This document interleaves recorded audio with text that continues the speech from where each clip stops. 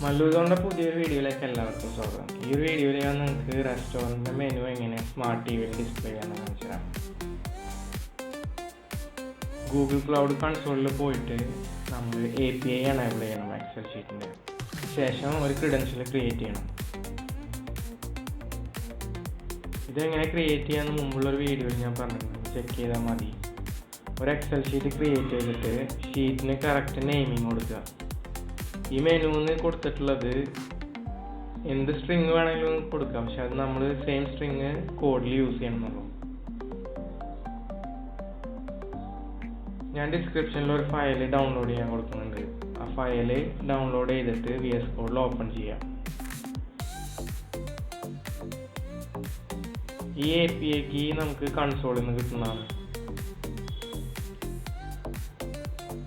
Excel ഷീറ്റിൻ്റെ URL നമുക്ക് sheet ID കിട്ടും. അത് കോപ്പി ചെയ്തിട്ട് അവിടെ പേസ്റ്റ് ചെയ്യാം.